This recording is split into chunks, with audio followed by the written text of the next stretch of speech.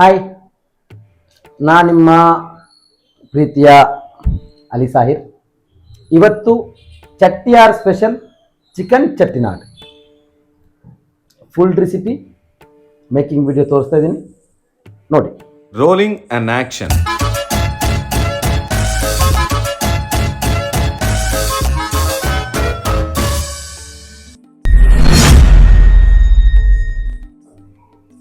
ಇವಾಗ ಮೊದಲಿಗೆ ಚಿಕನ್ ಚಂದ ಮಾಡಿ ವಾಶ್ ಮಾಡಿದ್ದೀನಿ. ಸ್ವಲ್ಪ ಇದಕ್ಕೆ ಮಾರ್ಕ್ ಹಾಕಿ ಕಟ್ ಮಾಡ್ಕೋಬೇಕು. ಕಟ್ ಮಾಡ್ಕೋಬೇಕಾದ್ರೆ ಲೆಗ್ ಪೀಸ್ ಆದರೆ ಇಲ್ಲಿ ಒಂದು ರೌಂಡ್ ಹೊಡಿಬೇಕು. ಒಂದು ಉಂಗುರ ಇಲ್ಲಿ ಹಾಕಿದರೆ ನಮಗೆ ಮಾಂಸ ಫುಲ್ಲಾಗಿ ಕೆಳಗಡೆ ಬರುತ್ತೆ. ಚಿಕನ್ ಕಟ್ ಮಾಡಬೇಕಾದ್ರೆ ಸ್ವಲ್ಪ ಒಳ್ಳೆ ಶಾರ್ಪ್ ಆಗಿರೋ ನೈಫ್ ತಗೋಬೇಕು. ಆವಾಗ ಕಟ್ಟಿಂಗ್ ಈಸಿ ಆಗುತ್ತೆ. ಮತ್ತು ಅರ್ಜೆಂಟ್ ಮಾಡಿ ಕಟ್ ಮಾಡಬಾರ್ದು. ಇವಾಗ ಚಿಕನ್ಗೆ ನಾವು ಮಸಾಲೆ ಹಿಡಿಬೇಕಲ್ವಾ, ಸ್ವಲ್ಪ ಚಿಲ್ಲಿ ಪೌಡರು, ಸ್ವಲ್ಪ ಟರ್ಮರಿಕ್ ಪೌಡರ್ ಮತ್ತು ಸ್ವಲ್ಪ ಉಪ್ಪು. ಇವಾಗ ಇದಕ್ಕೆ ಸ್ವಲ್ಪ ನಾವು ಆಯಿಲ್ ಹಾಕೋಣ. ಏನಕ್ಕೆ ಅಂದರೆ ಚಿಕನ್ ಒಳಗಡೆ ಚೆನ್ನಾಗಿ ಹಿಡಿಯುತ್ತೆ. ಇವಾಗ ಇದನ್ನು ಮಿಕ್ಸ್ ಮಾಡ್ಕೊಳ್ಳೋಣ. ಚಂದ ಮಾಡಿ ಮಿಕ್ಸ್ ಮಾಡಿ ನಾವು ಬೇರೆ ಎಲ್ಲ ರೆಡಿ ಮಾಡಬೇಕಾದ್ರೆ ಇದಕ್ಕೆ ಉಪ್ಪು ಹುಳಿ ಖಾರ ಚೆನ್ನಾಗಿ ಹಿಡಿಯುತ್ತೆ. ಅಂದರೆ ಈ ಥರ ಚಂದ ಮಾಡಿ ಮಸಾಲೆ ಹಿಡಿಬೇಕು. ಇವಾಗ ಮೊದಲಿಗೆ ಈರುಳ್ಳಿ ಕ್ಲೀನ್ ಮಾಡೋಣ. ನಾನು 2 ಈರುಳ್ಳಿನ ತಗೊಂಡಿದ್ದೀನಿ. ಚಟ್ಟಿನಾಡ್ಗೆ ಜಾಸ್ತಿ ಈರುಳ್ಳಿ ಎಲ್ಲ ಬೇಕಾಗಿರೋದು, ಇದಕ್ಕೆ ಜಾಸ್ತಿಯಾಗಿ ಬೇಕಾಗಿರೋದು ಸ್ಪೈಸಸ್. ಇವಾಗ ಮೊದಲಿಗೆ ನಾವು ಕಟ್ಟಿಂಗ್ ಒಂದು ಮಾಡಿ ಇಟ್ಕೊಳ್ಳೋಣ.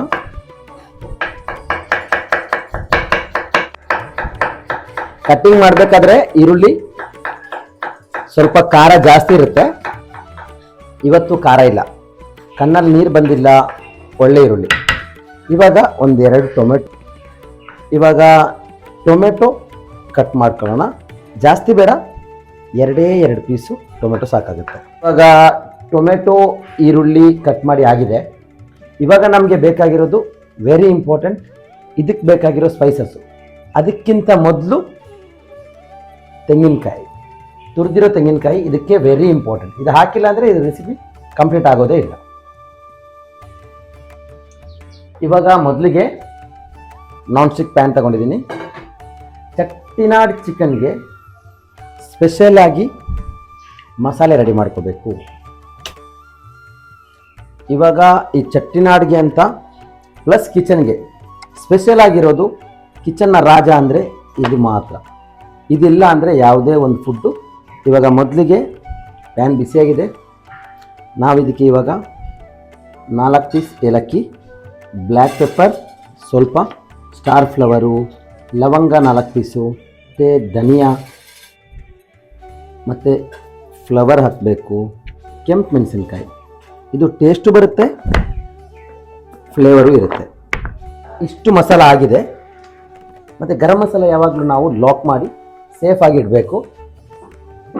ಅದಕ್ಕೆ ಒಂದು ಸಲ ಗಾಳಿ ಹೋಯಿತು ಅಂದರೆ ಟೇಸ್ಟ್ ಹೋಗ್ಬಿಡುತ್ತೆ. ಇವಾಗ ಇದನ್ನು ಚಂದ ಮಾಡಿ ಹುರ್ಕೋಬೇಕಂದ್ರೆ ಮೊದಲಿಗೆ ಇದಕ್ಕೆ ಸಾಲ್ಟ್ ಹಾಕಬೇಕು. ಇಲ್ಲಾಂದರೆ ಎಣ್ಣೆ ಹಾಕಿದರೆ ಚೆನ್ನಾಗಿರಲ್ಲ. ಹಾಗಾಗಿ ಇವಾಗ ಇದನ್ನು ಚಂದ ಮಾಡಿ ಫ್ರೈ ಮಾಡ್ಕೊಳ್ಳೋಣ. ಈ ಉಪ್ಪು ಹಾಕಿದರೆ ಚಂದ ಮಾಡಿ ಫ್ರೈ ಆಗುತ್ತೆ, ಪ್ಲಸ್ ಸೀದೋಗಲ್ಲ, ಫ್ಲೇವರು ಚೆನ್ನಾಗೇ ಇರುತ್ತೆ. ಈ ಚಟ್ಟಿನಾಡ್ ಅಂದ್ರೇ ಈ ಫ್ಲೇವರ್ಫುಲ್ಲಾಗಿ ಎಲ್ಲ ಮಸಾಲೆಗಳು, ಅಂದರೆ ಎಲ್ಲ ದೇಶದ ಎಲ್ಲ ಮಸಾಲೆಗಳನ್ನು ತಗೊಂಬಂದು ಮಾಡಿರುವಂಥ ಒಂದು ಡಿಶ್. ಇದಿಷ್ಟು ಹಾಕಿಲ್ಲ ಅಥವಾ ಫ್ರೈ ಮಾಡಿಲ್ಲ ಅಂದರೆ ಇದರಲ್ಲಿ ಟೇಸ್ಟು ಅಥವಾ ಫ್ಲೇವರ್. ಹಾಗಾಗಿ ಟೇಸ್ಟ್ ಬರಬೇಕು ಅಂದರೆ ಅದನ್ನು ಮಾಡೋ ರೀತಿ ಚೆನ್ನಾಗಿರಬೇಕು. ಇವಾಗ ಈ ಮಸಾಲೆ ಫ್ರೈ ಆದ ನಂತರ ನಮಗೆ ಕೋಕೋನಟ್ ಫ್ರೈ ಮಾಡಬೇಕು. ಇವಾಗ ಅದು ಫ್ರೈ ಆಗ್ತಿದ್ದಂಗೆ ಸ್ವಲ್ಪ ಜೀರಿಗೆ ಹಾಕಬೇಕು. ಯಾಕೆಂದರೆ ಜೀರಿಗೆ ಮೊದಲೇ ಹಾಕಿದರೆ ಸೀದೋಗೋ ಚಾನ್ಸ್ ಇರುತ್ತೆ. ಹಾಗಾಗಿ ಜೀರಿಗೆ ಲಾಸ್ಟಿಗೆ ಹಾಕ್ತಾಯಿದ್ದೀನಿ. ಇವಾಗ ಇದು ಒಳ್ಳೆಯದಾಗಿ ಫ್ರೈ ಆಗಿದೆ. ಇವಾಗ ಇದನ್ನು ನಾವು ಬೇರೆ ಒಂದು ಪ್ಲೇಟ್ಗೆ ಹಾಕೋಣ.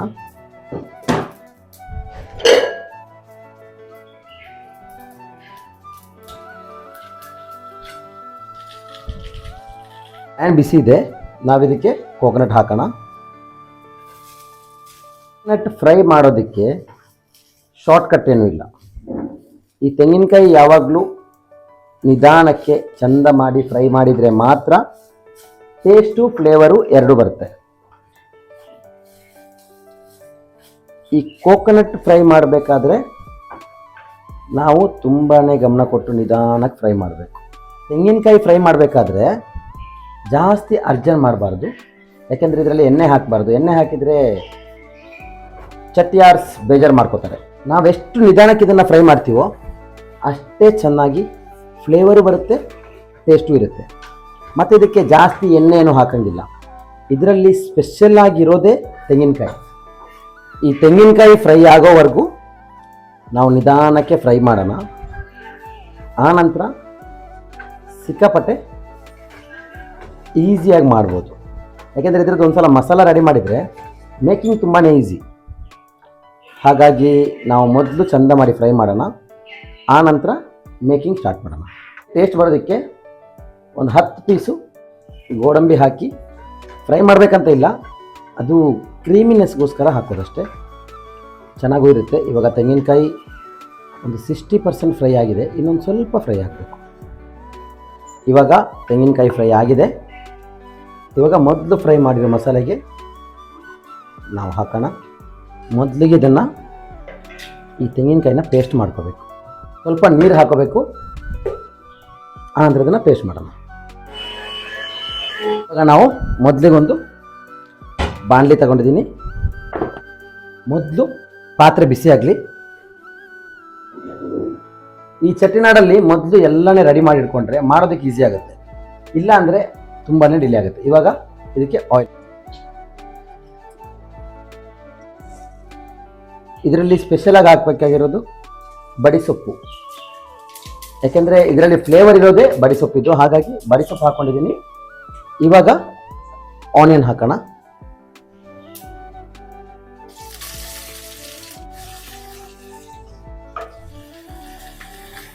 ಇವಾಗ ಈರುಳ್ಳಿ ಹಾಕಿದ ತಕ್ಷಣ ಕರಿಬೇವಿನ ಸೊಪ್ಪು, ಆನಂತರ 1-2 ಬ್ಯಾಡಿಗೆ ಮೆಣಸು, ಯಾಕೆಂದರೆ ಕರಿಬೇವಿನ ಸೊಪ್ಪು ಮೊದಲೇ ಹಾಕಿದರೆ ಆ ಫ್ಲೇವರು ಈರುಳ್ಳಿಗೆ ಬರಲ್ಲ. ಹಾಗಾಗಿ ನಾನು ಕರಿಬೇವಿನ ಸೊಪ್ಪು ಆಮೇಲೆ ಹಾಕಿದ್ದೀನಿ, ಬಡಿಸೊಪ್ಪು ಮೊದಲು ಹಾಕಿದ್ದೀನಿ.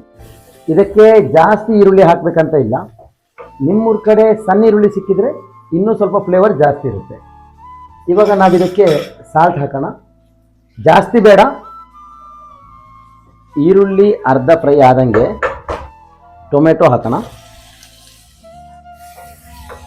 ಟೊಮೆಟೊ ಹಾಕಿದ ನಂತರ ಒಂದು 2 ನಿಮಿಷ ಮಿಕ್ಸ್ ಮಾಡ್ಕೋಬೇಕು ಚಂದ ಮಾಡಿ, ಆನಂತರ ಮಾಡಿಡಬೇಕು. ಇವಾಗ ಇದಕ್ಕೆ ನಾವು ಚಿಕನ್ನ ಈ ಥರ ಒಂದೊಂದೇ ಪೀಸ್ ತೆಗೆದಿರೋಣ, ಯಾಕೆಂದರೆ ಚಿಕನ್ನ ಈ ಥರ ಇಡೋದ್ರಿಂದ ಟೊಮೆಟೊ ನೀರು ಬಿಡುತ್ತೆ, ಆವಾಗ ಚೆನ್ನಾಗಿರುತ್ತೆ. ಇವಾಗ ಚಿಕನ್ ಹಾಕಿದ ನಂತರ ಒಂದು 5 ನಿಮಿಷಕ್ಕೆ ನಾವು ಮುಚ್ಚಳ ಹಾಕಿಡೋಣ. ಚಿಕನ್ನ ಮಿಕ್ಸ್ ಮಾಡ್ಕೋಬಾರ್ದು, ಚಿಕನ್ ಮಿಕ್ಸ್ ಮಾಡಿಕೊಂಡ್ರೆ ಬೇಯೋದು ತುಂಬ ಲೇಟ್ ಆಗುತ್ತೆ. ಹಾಗಾಗಿ ಇದು ಮಿಕ್ಸ್ ಮಾಡ್ಕೊಳ್ಳೋದು ಬೇಡ, ಹಾಗೇ ಇಡೋಣ. ಇವಾಗ ಮುಚ್ಚಳ ಹಾಕಿ 5 ನಿಮಿಷ ಆಗಿದೆ. ಚಿಕನ್ನ ಒಂದು ಸಲ ನಾವು ಒಂದೊಂದೇ ಪೀಸ್ನ ತಿರುಗಿಸಾಕಬೇಕು. ಒಂದೊಂದೇ ಪೀಸ್ನ ಈ ಥರ ತಿರುಗಿಸಾಕೋಣ.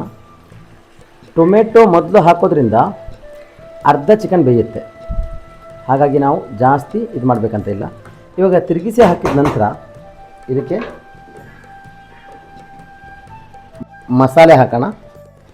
ಮಸಾಲೆ ಅದೀಗ ಪೇಸ್ಟ್ ಮಾಡಿಲ್ಲ ನಾನು, ಏನಕ್ಕೆ ಅಂದರೆ ಚಟ್ನಿನಾಡ ಅಂದರೆ ಅದರ ಸ್ಪೈಸಸ್ಸು ಸಿಗಬೇಕು ಬಾಯಿಗೆ, ಹಾಗಾಗಿ. ಇವಾಗ ಮಸಾಲೆ ಹಾಕಿದ ನಂತರ ಇದನ್ನೊಂದು ಸಲ ಚೆಂದ ಮಾಡಿ ಮಿಕ್ಸ್ ಮಾಡ್ಕೋಬೇಕು. ಮತ್ತು ಇವಾಗ ಇದಕ್ಕೆ ನೀರು ಕೂಡ ಹಾಕಬೇಕು. ಇದು ಇವಾಗ ಒಂದು 5 ನಿಮಿಷ ಬೇಯಲಿ, ಮುಚ್ಚಳ ಹಾಕ್ತೀನಿ. ನಾವು ಚಟ್ಟಿನಾಡಿಗೆ ಯಾವಾಗಲೂ ತಣ್ಣೀರು ಹಾಕಬಾರ್ದು. ಇದೇ ಇವಾಗ ಮಟನ್ ಐಟಮ್ಸ್ ಆದರೆ ಪರವಾಗಿಲ್ಲ, ಈ ತಣ್ಣೀರು ಹಾಕೋದ್ರಿಂದ ನೀರನ್ನ ಬಿಸಿ ಮಾಡಿ ನೀರು ಕುದಿ ಬಂದ ನಂತರ ಚಿಕನ್ಗೆ ಹಾಕೋಣ. ಆವಾಗ ಟೇಸ್ಟ್ ಚೆನ್ನಾಗಿರುತ್ತೆ, ಬ್ಯಾಲೆನ್ಸ್ ಆಗುತ್ತೆ ಅದು. ಹಾಗಾಗಿ ಇವಾಗ ನೀರು ಕುದಿ ಬಂದಿದೆ, ನಾವು ಈ ನೀರನ್ನ ಇದಕ್ಕೆ ಹಾಕೋಣ.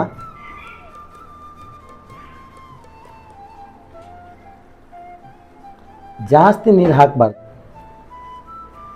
ಇವಾಗ ನೀರು ಹಾಕಿ ಕುದಿ ಬಂದ ನಂತರ ಇದನ್ನು ಚೆಂದ ಮಾಡಿ ಮಿಕ್ಸ್ ಮಾಡ್ಕೋಬೇಕು. ಇವಾಗ ಮಸಾಲೆ ಇನ್ನೂ ಬೆಂದಿಲ್ಲ, ಮಸಾಲೆ ಬೆಂದರೆ ಸೂಪರಾಗಿರೋ ಕಲರ್ ಬರುತ್ತೆ.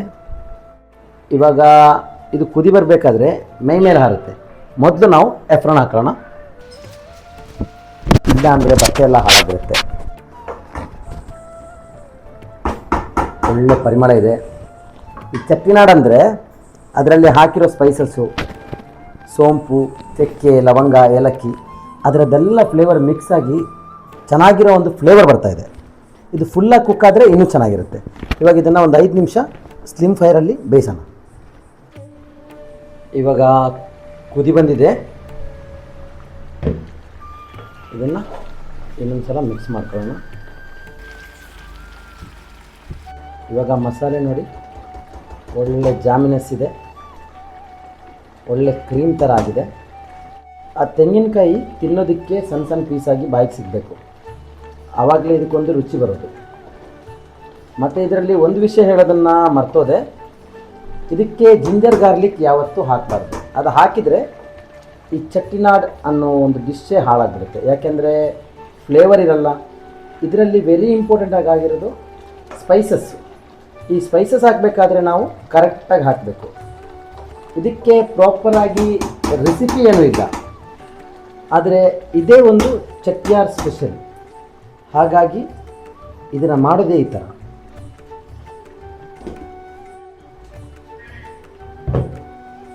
ಇದನ್ನು ಮಧ್ಯ ಮಧ್ಯದಲ್ಲಿ ಮಿಕ್ಸ್ ಮಾಡ್ತಾ ಇರಬೇಕು, ಇಲ್ಲ ಅಂದರೆ ಸೀದೋಗ್ಬಿಡುತ್ತೆ, ಸೀದೋಗಬಾರ್ದು. ಹಾಗಾಗಿ ಇದನ್ನು ಮಧ್ಯ ಮಧ್ಯದಲ್ಲಿ ಒಂದು ಸಲ ಮಿಕ್ಸ್ ಮಾಡಬೇಕು. ಆವಾಗ ಚಿಕನು ಚೆನ್ನಾಗಿ ಮಿಕ್ಸ್ ಆಗುತ್ತೆ, ಚಿಕನ್ ಒಳಗಡೆವರೆಗೂ ಮಸಾಲೆನೂ ಹಿಡಿಯುತ್ತೆ.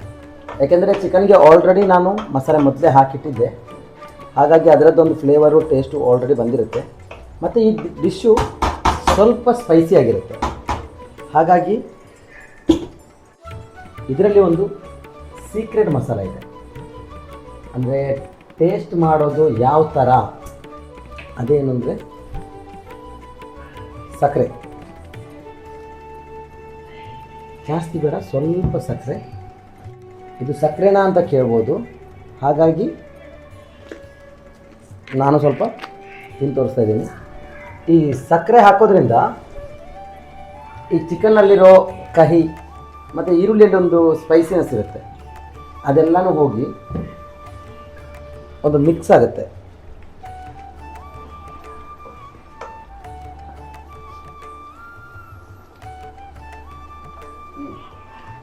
ಆವಾಗ ನಿಮಗೆ ಟೇಸ್ಟು ಚೆನ್ನಾಗಿರುತ್ತೆ.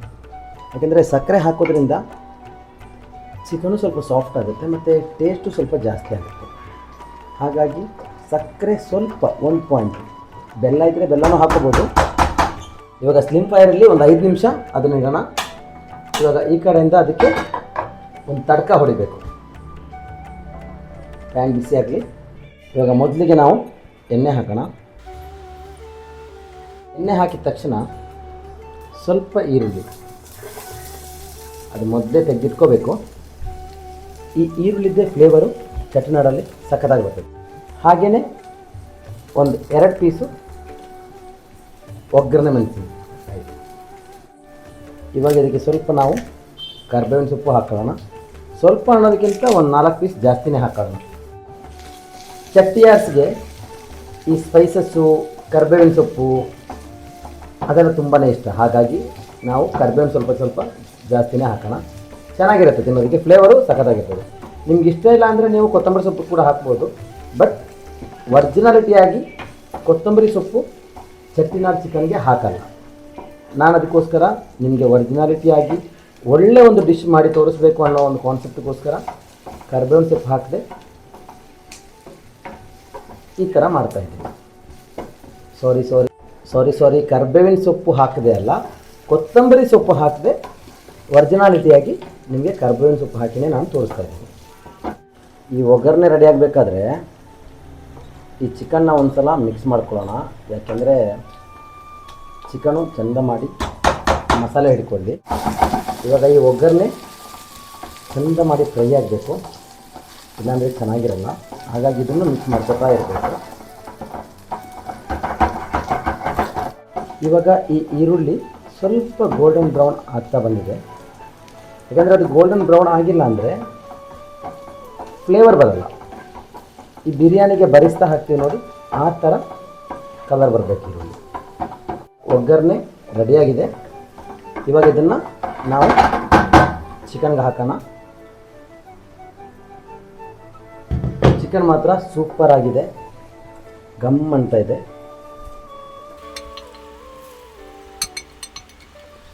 ಒಗ್ಗರಣೆ ಹಾಕಿ ಆಗಿದೆ, ಚಿಕನ್ ರೆಡಿಯಾಗಿದೆ. ಇವಾಗ ಅದನ್ನು ಒಂದು ಸಲ ಚೆಂದ ಮಾಡಿ ನಾವು ಮಿಕ್ಸ್ ಮಾಡ್ಕೊಳ್ಳೋಣ. ಒಗ್ಗರಣೆ ಹಾಕಿರೋ ಫ್ಲೇವರು ಸಖತ್ತಾಗಿದೆ. ಇವಾಗ ಚೆಟ್ಟಿನಾಡು ಚಿಕನ್ನ ಈ ಒಗ್ಗರಣೆ ಹಾಕಿದ ನಂತರ ಒಂದು 5 ನಿಮಿಷ ಮುಚ್ಚಳ ಹಾಕಿಡಬೇಕು ಸಣ್ಣ ಫೈರಲ್ಲಿ. ಯಾಕೆಂದರೆ ಅದರದ್ದು ಫ್ಲೇವರ್ಗೋಸ್ಕರ.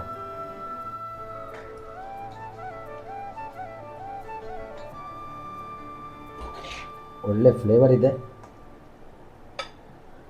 ಚೆನ್ನಾಗಿ ಟೇಸ್ಟೂ ಇರುತ್ತೆ.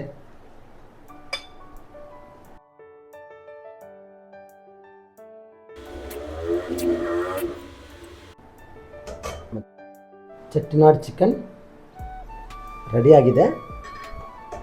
ಇವಾಗ ಇದನ್ನು ಸ್ವಲ್ಪ ನಾವು ಗಾರ್ನಿಷ್ ಮಾಡೋಣ.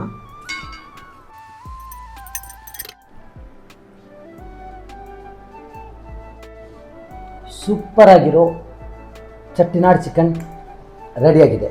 ಇವಾಗ ಇದನ್ನು ಟೇಸ್ಟ್ ನೋಡ್ತೀನಿ. ಈ ಚಿಕನ್ಗೆ ಸಿಕ್ಕಾಪಟ್ಟೆ ಸ್ಪೆಷಾಲಿಟಿ ಇದೆ. ಹಾಗೆಯೇ ತಮಿಳ್ನಾಡಲ್ಲಿ ಚೆಟ್ಟಿಯಾರ್ಸಿ ಸ್ಪೆಷಲ್ ಚೆಟ್ಟಿನಾಡು ಅನ್ನೋದು ಯಾವಾಗಲೂ ಸಿಗುತ್ತೆ. ಹಾಗಾಗಿ ನೀವು ಕೂಡ ಇದನ್ನು ಒಂದು ಸಲ ಟ್ರೈ ಮಾಡಿ. ನಾನು ಇದಕ್ಕೆ ಜಾಸ್ತಿ ಏನು ನಿಮ್ಮ ಮನೇಲಿ ಇಲ್ದಿರೋದನ್ನು ಹಾಕಿಲ್ಲ, ಈಸಿ ಮೆಥಡಲ್ಲಿ ಮಾಡಿದ್ದೀನಿ. ನೀವು ಕೂಡ ಟ್ರೈ ಮಾಡಿ, ಹೇಗಿದೆ ಅಂತ ಕಮೆಂಟಲ್ಲಿ ತಿಳಿಸಿ. ಸಖತ್ ಟೇಸ್ಟ್ ಇದೆ. ಈ ಥರ ಒಳ್ಳೊಳ್ಳೆ ರೆಸಿಪಿಗೋಸ್ಕರ ನನ್ನ ಯೂಟ್ಯೂಬ್ ಚಾನಲ್ನ ಸಬ್ಸ್ಕ್ರೈಬ್ ಮಾಡಿ.